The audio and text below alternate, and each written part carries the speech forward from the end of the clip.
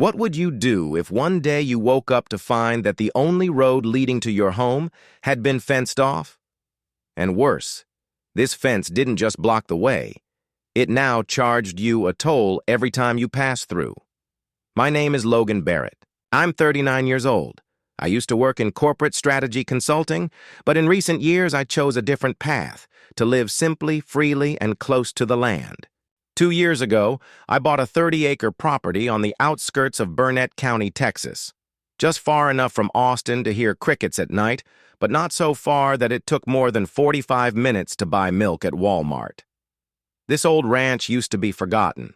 Its wooden cabin chewed up by termites, barns leaning like they'd had too much to drink. But to me, it was an opportunity. A plot of land rich with potential solid groundwater and one private road leading in and out through a neighborhood called Summit Pines. Most importantly, I had an easement, a legal document clearly stating my permanent right to use that road, to access my property. No one could block me. At least, not on paper. Now, I wasn't just some guy plowing dirt and planting vegetables. I grew up with a fascination for machinery, tinkering with everything from circuit boards to vintage radio, amps. Later, I studied programming, learned how to design embedded systems, and brought all of that into ranch life. My irrigation works off soil moisture and weather forecasts. My chicken coop doors open at sunrise and close at dusk. I even installed motion sensors for my goats. If one's about to give birth, my phone buzzes before it even bleats.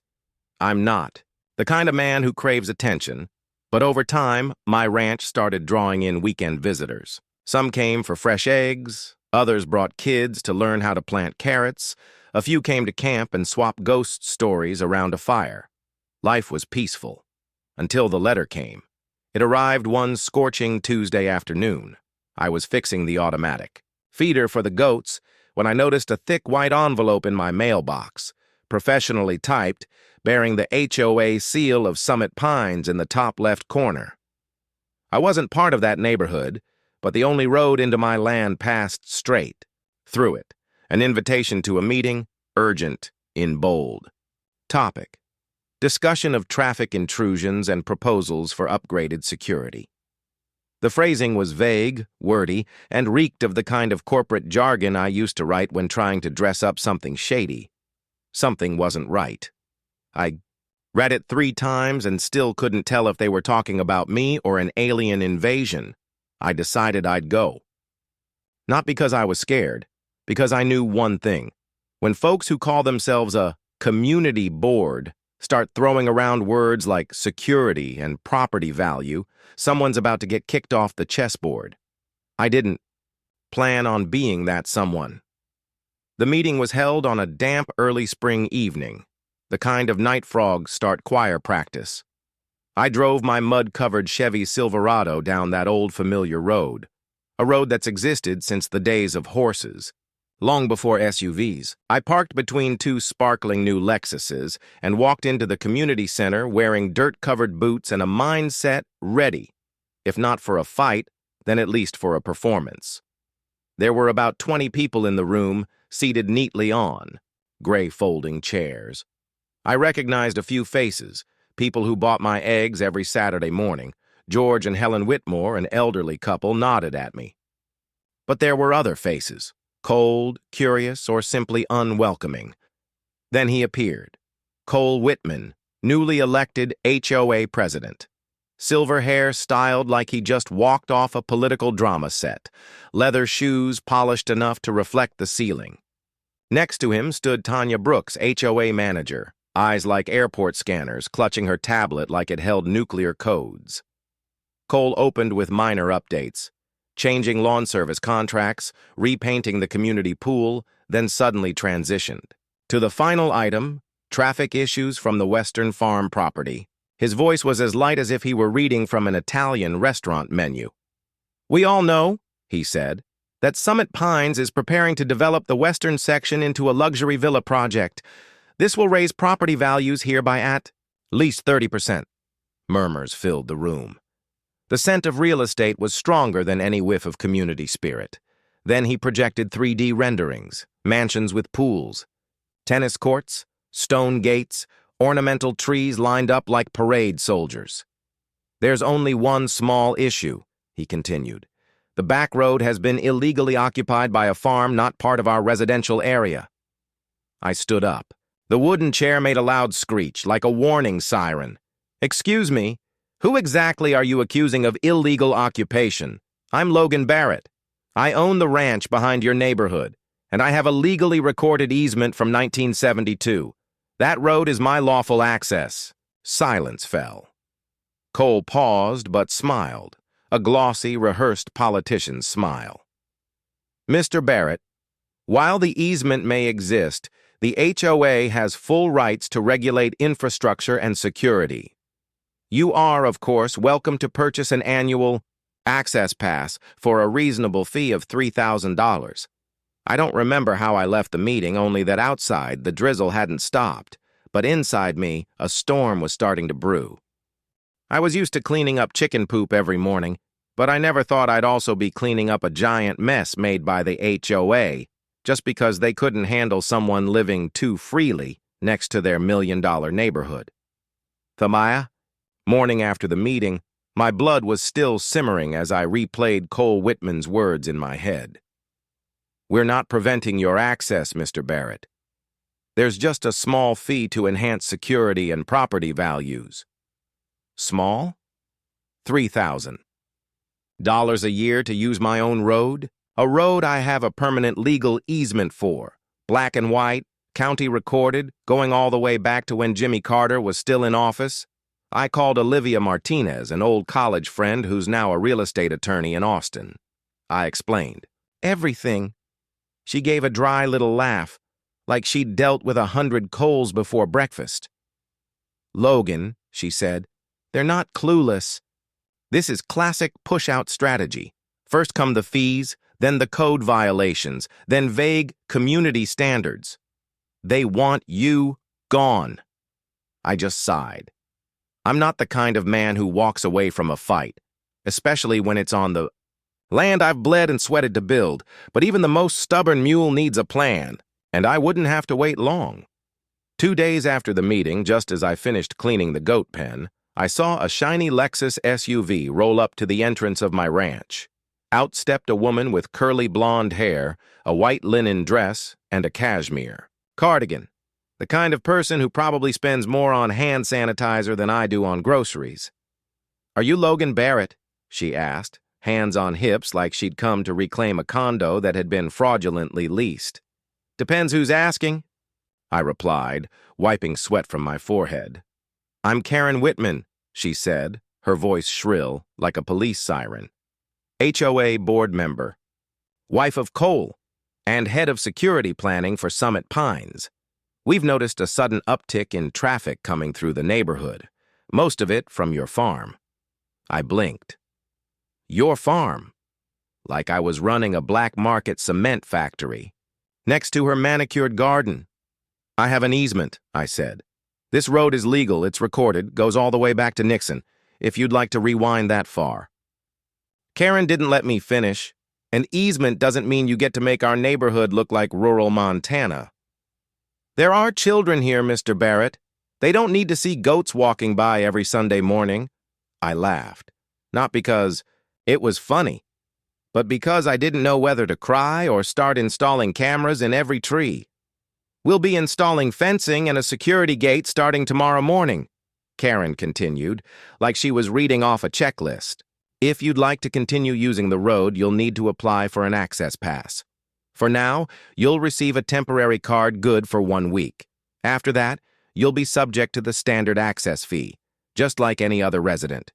But I'm not a resident, I said, and I don't need permission to access my own land. Karen smiled. That specific kind of smile, like I'd mispronounced the name of her favorite flower at a garden party. We're going to do whatever it takes to protect our community, Mr. Barrett, and you should know, resisting a security project could be considered disruptive behavior. And with that, she turned on her heel and walked away, leaving behind a cloud of perfume that smelled suspiciously like control. I used to think the sound of roosters crowing was the loudest way to start a farm morning. But no, Turns out, the grating roar of a backhoe scraping up your driveway at 6:30 on a Monday has its own special talent for ruining your mood. I bolted. Upright, barely got my jeans on, and jumped off the porch barefoot, only to see a construction crew already driving steel stakes into the edge of the only road connecting my land to the outside world. Dust filled the air. Iron posts were hammered down, and a fence began to rise, as if I were some kind of wild animal in the HOA's private zoo. No warning, no notice, no permission, just machinery, cement, and a tiny sign dangling off the shoulder that read, "Construction area. No unauthorized entry." I yelled, "Who's in charge of this project?" A man in a reflective vest approached, hard hat branded with Stark Development Group. He didn't make eye contact, his voice dry as a bag of drywall screws. "We were contracted by Summit. Pines HOA. We've got permits. We've got plans. We've got orders. If you've got a problem, you'll need to talk to HOA management." And then he turned away, like I was just a gust of wind, not the guy who owns the property this road leads to.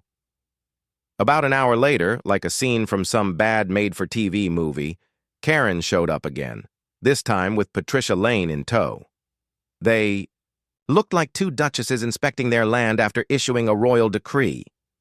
"We're operating fully within the law," Karen said, waving a folded document like she was summoning me to the chalkboard in grade school. "I have an easement," I repeated for the 10th time that week. "Filed and recorded with the county court back in the 70s. You can't put up a fence blocking the only legal access to my property."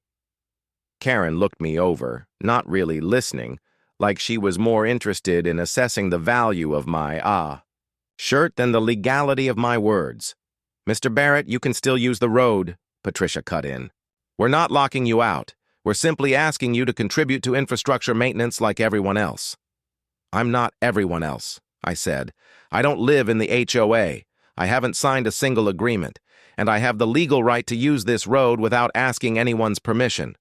Karen folded her arms and smirked. "Times change, Mr. Barrett. The community has a right to protect its security and property values." "Community?" I scoffed. "The community didn't spring up on its own. I was here before the $1 million homes, before your tennis courts and your parade-ready landscaping. Don't talk to me about the community, when all you're really protecting is your bottom line."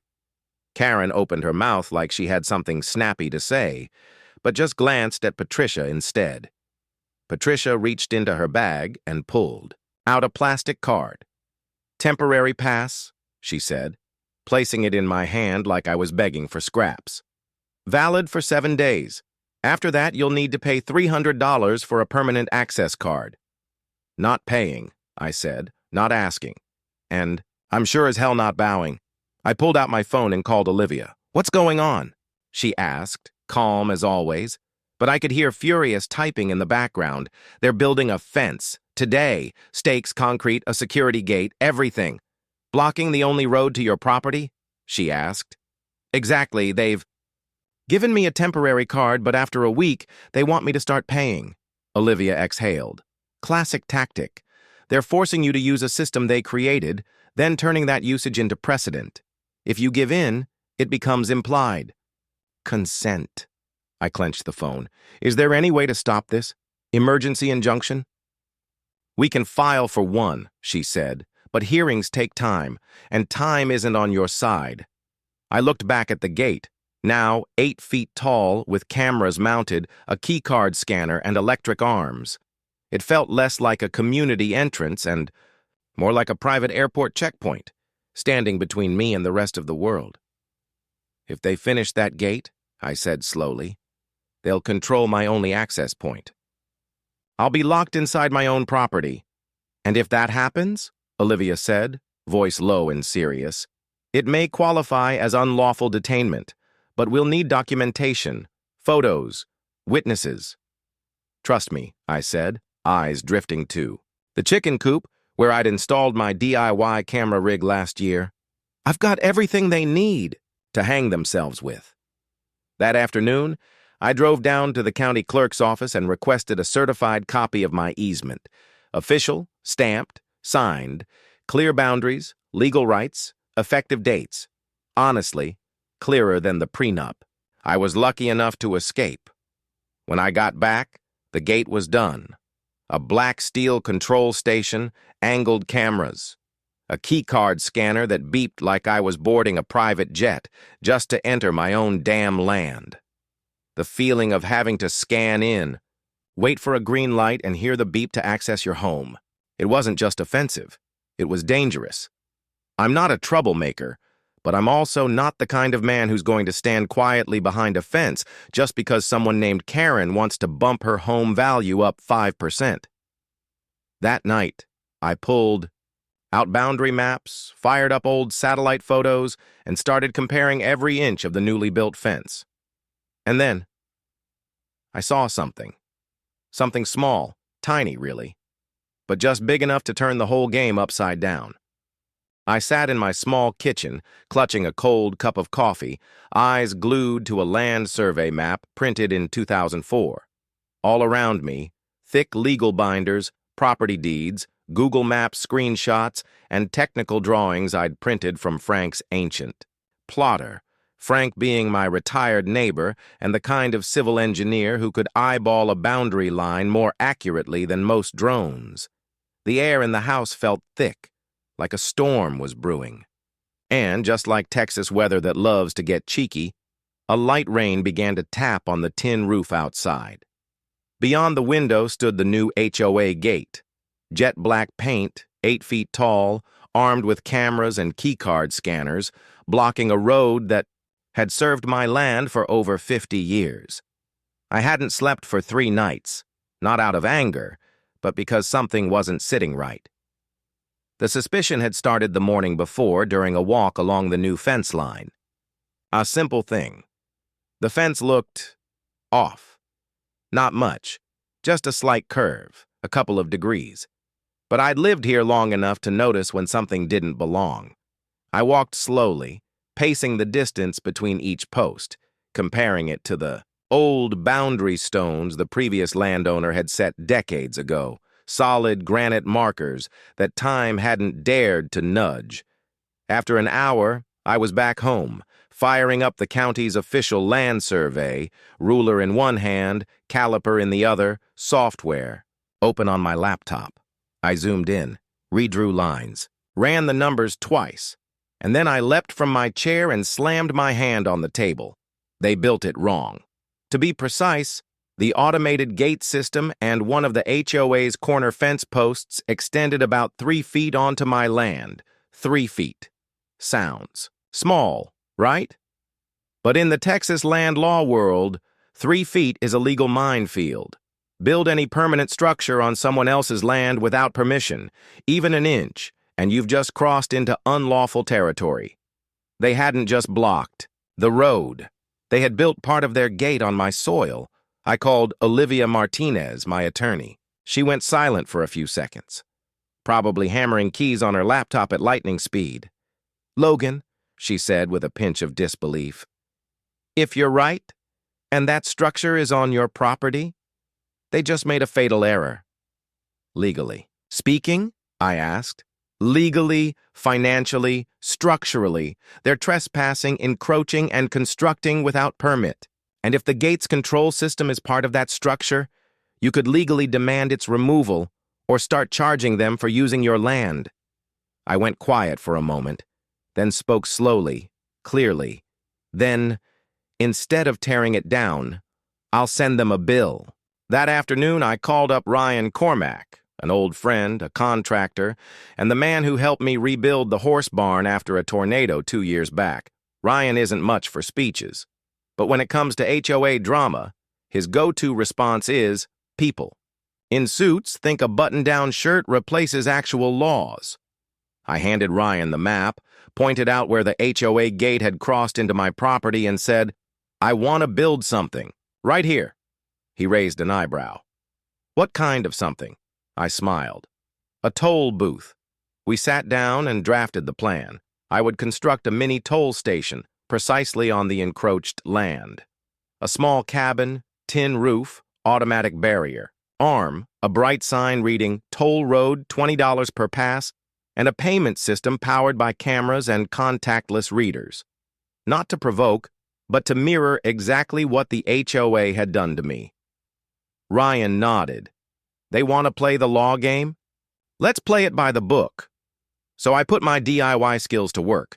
I programmed a QR NFC payment system, wired the whole booth to a solar charge battery bank in case the HOA decided to accidentally cut power, installed cloud-based security, cameras with live upload and automatic backups, printed official-looking signage that read, "Toll road fees apply due to unauthorized construction on private property." 3 days later, while the HOA gate continued business as usual, we quietly assembled the toll booth, working late over the weekend, under flashlights and sawdust, hammering like it was a midnight art project. Then I posted the sign, toll. Fee, $20 per trip, $100 month pass, free for egg trades and coffee. Hey, I'm still a man of the community. When everything was done, I stepped back, adjusted my ball cap, checked the camera angles, and admired the handiwork.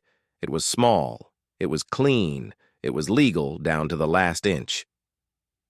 The next morning, as Karen returned home in her glossy white Lexus, she nearly hit the brakes too hard when she spotted the toll booth standing proudly next to the gate.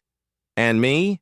I stood there smiling, waving, and saying, "Welcome to Toll Barrett Crossing, ma'am. Cash or credit?" Sunday mornings in Summit Pines usually smelled like windshield cleaner, featured a soundtrack of yappy dogs, and were sprinkled with smooth jazz played just loud enough to suggest good taste, but not enough to trigger a copyright strike. But that morning, the neighborhood got a brand new sound effect, the rhythmic beep of a contactless payment reader, coming from the freshly launched mini-toll booth standing at the edge of my land. I stood behind the counter, wearing a buttoned-up shirt, a ball cap that read Barrett Crossing, and the smile of a man who knew he was 100% within his rights. Next to me was Ryan, calmly prepping a pot of pour-over coffee like we were selling tickets to Disneyland. At exactly 8:12 a.m., a white Lexus SUV crept up to the booth.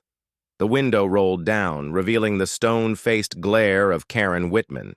Her eyes scanned the tin roof, the signage, the POS machine, and finally landed on me. "What the hell are you doing, Logan?" Her voice wasn't loud, but it was sharp, like a paring knife used improperly. I stepped out of the booth, my grin as warm as ever. "Welcome to Barrett Toll Crossing," I said cheerfully. "Starting today, every vehicle passing through the part of this road that sits on my land will pay $20 per trip or $100 for a monthly pass." Karen turned beet red. "You can't do this. This is a public road." I gestured to the large wooden board mounted next to the booth, clearly printed in bold lettering.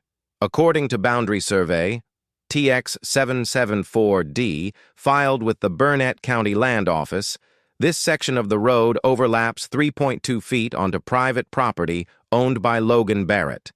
Said area qualifies for limited commercial use under Clause C5, legal private land use.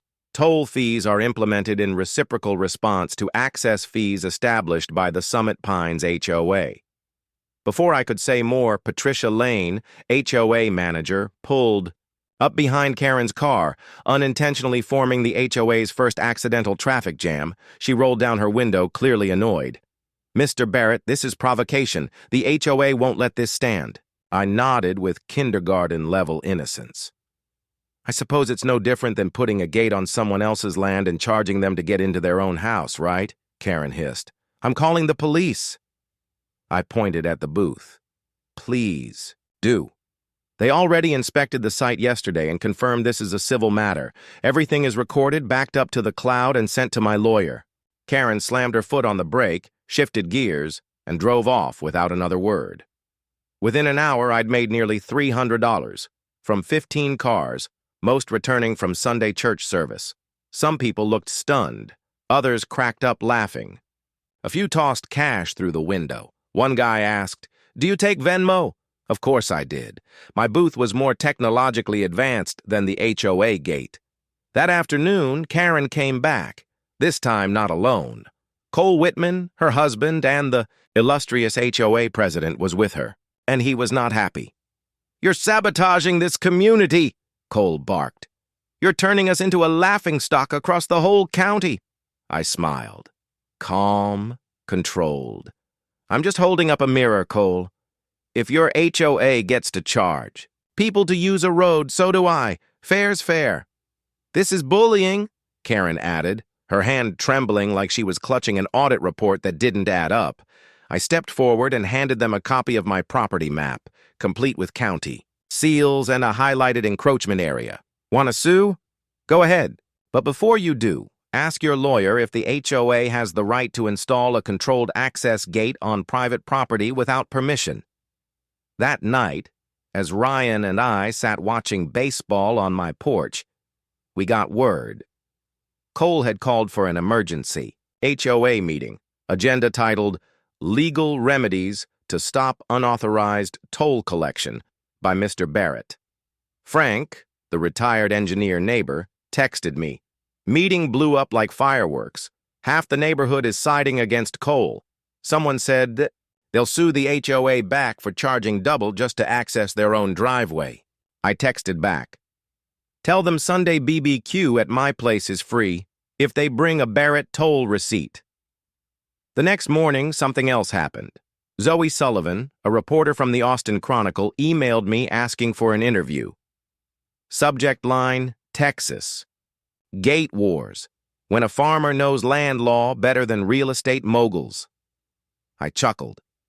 I never wanted fame, but if the HOA's nonsense was going to make me the poster boy for property rights, then hell, I'd wear that crown all the way to court. By day 3 of Barrett toll booth operations, I had earned over $900 and racked up a generous serving of death glares from behind the beige mesh curtains of Summit Pines. I'd also received no fewer than 10 threatening emails from the HOA, including a 7-page cease and desist letter signed by one William Bill Graham, Escalating, written in language sharper than the edge of a cardboard box freshly opened. "Mr. Barrett is hereby ordered to cease and desist all unauthorized toll operations, dismantle the unpermitted structure, and return all collected funds, or face litigation under Statute XYZ of Civil Code X." I forwarded it to Olivia Martinez, my lawyer, who read it and raised one unimpressed eyebrow. "They're bluffing," she said, almost amused. "First of all, they can't call this a public road if they just installed a private gate and started charging access. Second, your toll booth sits entirely on land they encroached on. You have the maps, the survey, the permits. And third, since when is voluntary payment classified as a community security threat?" I was tidying up the toll signage later that night when something happened. At 11 p.m., I got a notification from my automated security system. Unusual motion detected. Northern fence zone. Camera 3. I grabbed my phone. At first, it was just static. Then the picture cleared. 3 figures. One of them was unmistakably Cole Whitman. Silver hair and those overpriced, mud-resistant luxury loafers he once bragged about at a town hall. The second man was taller, wearing a hoodie. Possibly William Graham, the lawyer who'd just threatened to sue me. The third, unknown. They were carrying something, crowbars, spray paint, and what looked like a handheld angle grinder.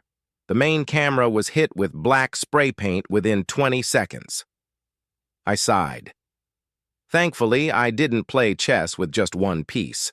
My system was designed like a battlefield. Every main camera had a secondary, hidden in trees or embedded discreetly in fence posts.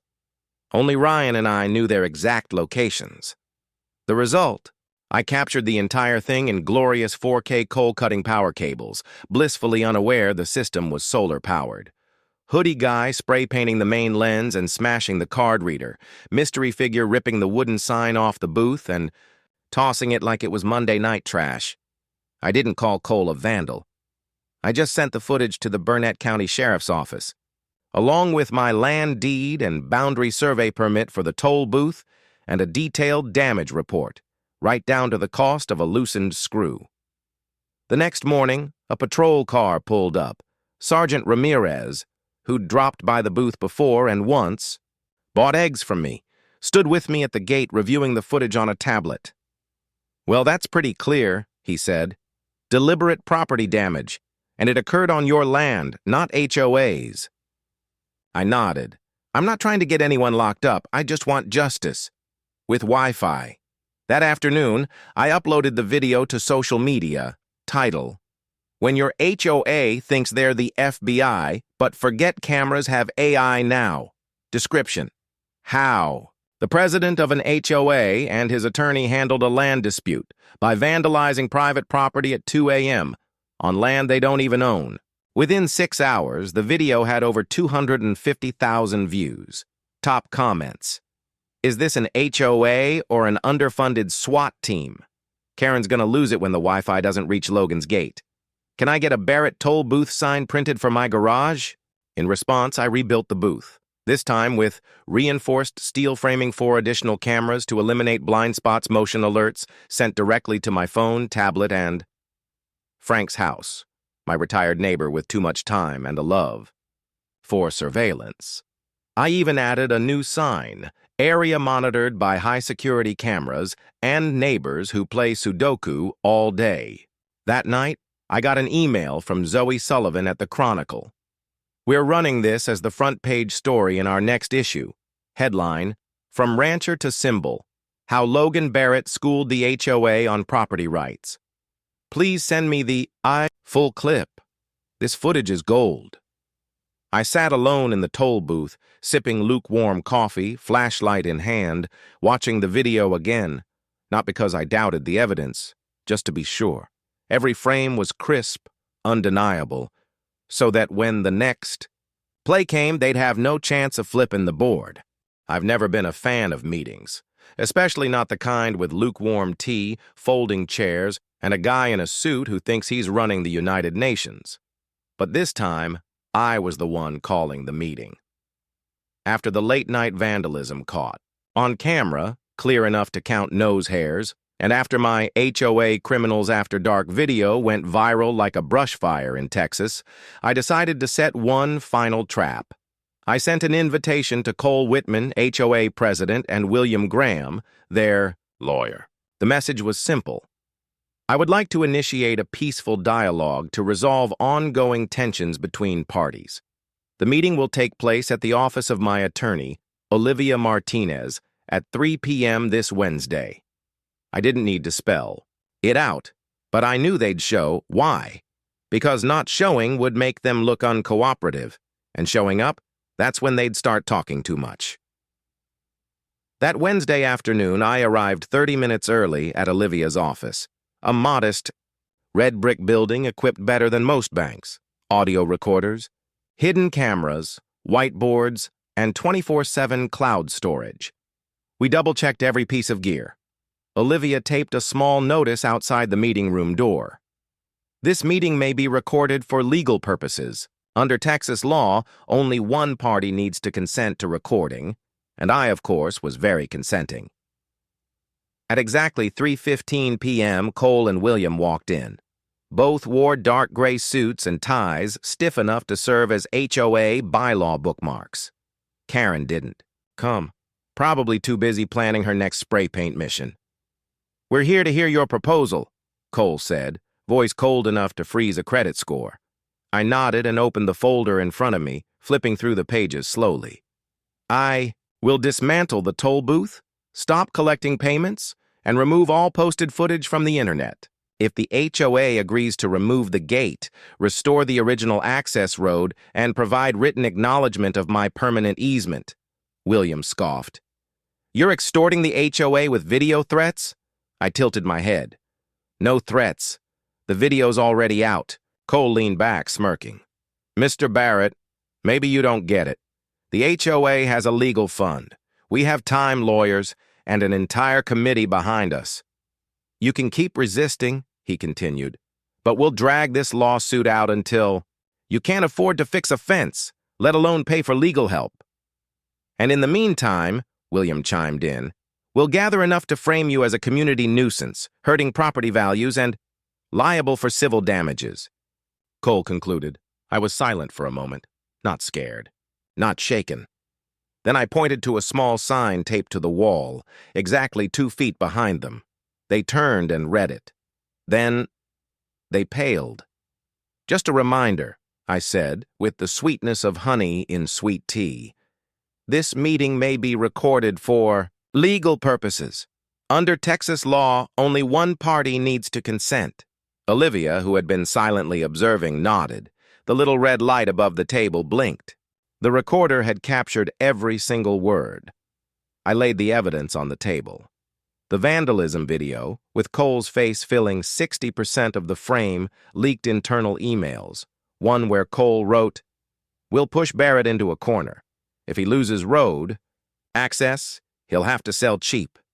Certified land survey maps, clearly showing the HOA gate encroaching on my property. The HOA's 300-year access fee letter, proving they were charging just like I was. This very meeting's recording where Cole and William admit to dragging out lawsuits just to exhaust me. So now what? William asked, voice tight. I stood, speaking slowly. Now I'm going to send all this to every resident of Summit Pines, the mayor's office, the Austin Chronicle, and every social media platform with a share button. I didn't break. The law. I just exposed how you weaponized it. Cole shot to his feet, face burning. You're a coward, I shrugged. I'm not a coward. I just know the law. I know my land. And I know when to hit record. William dragged Cole out like a flailing shark tangled in a discount fishing net. 3 days later, the entire meeting audio hit Facebook, Nextdoor, Reddit, Twitter, even made it onto a legal podcast hosted by a professor at UT Dallas. Zoe Sullivan, the journalist who'd been tracking the saga, called me. Logan, I've never seen an HOA collapse this fast. I'm thinking the headline should be, "When Karen's plan backfires, a 3-foot line." That took down the gatekeepers.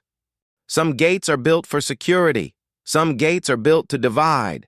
And then there are gates that get torn down because they were built in the wrong place and messed with the wrong man. After the leaked audio went public, I didn't have to lift a finger. The community took over.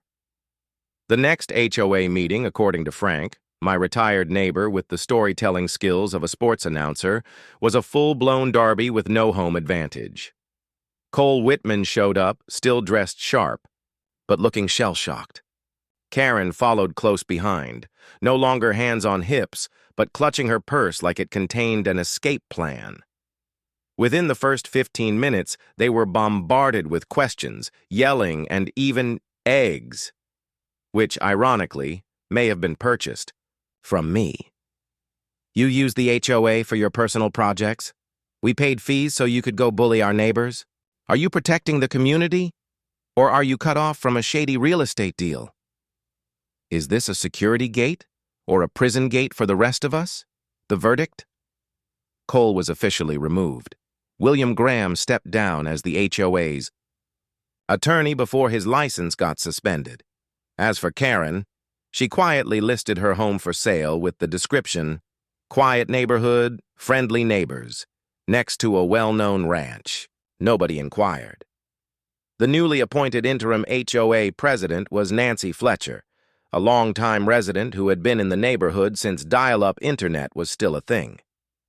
Nancy had opposed all 7 previous tennis court expansions, famously, declaring, "Barrett's backyard is more fun than any HOA plan." Her first meeting as president lasted 25 minutes.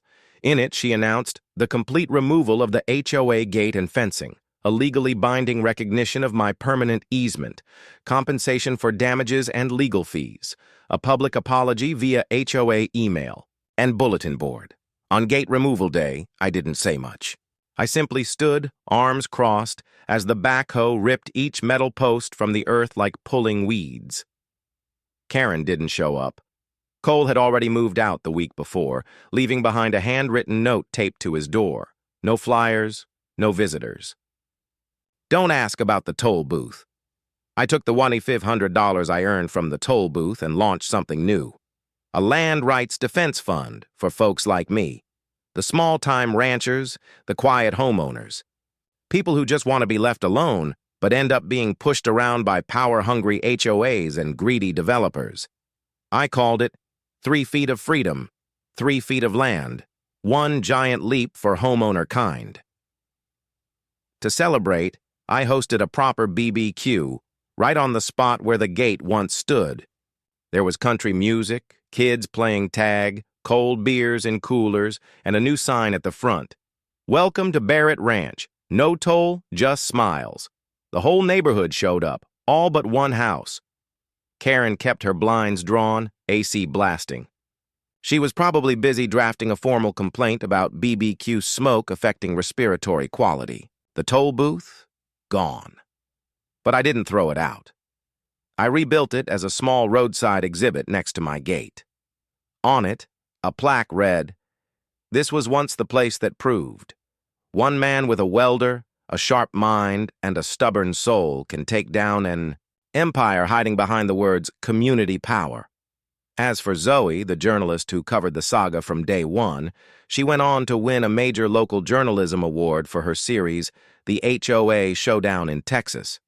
Her reporting sparked investigations into HOA abuses across the state. I told her during our last interview, "I'm just a guy who grows veggies and builds egg-laying sensors for chickens, but if someone tries to fence me in, I'll turn that fence into a toll booth." Months later, property values in Summit Pines didn't plummet like Karen once screeched in her infamous HOA rants. They rose. Families started moving in, whispering things like, "Isn't this the neighborhood with that Logan guy? Teaches kids how to garden, sells clean eggs, and once took down an entire HOA?" I posted a small sign next to the guest parking lot. The gate is gone. But the lesson remains. They built a fence to box me in. I built a toll booth to open their eyes, and all it took was one small mistake, 3 feet of land. But in the world of law and citizen rights, 3 feet is enough to start a revolution. I didn't break the law. I used it correctly. I didn't threaten. I showed them the tape, and I was never alone. Because standing behind me was a community, people who had once been bullied by the same systems, but now knew you don't need to shout to fight back. You just need to be right, and refuse to step aside.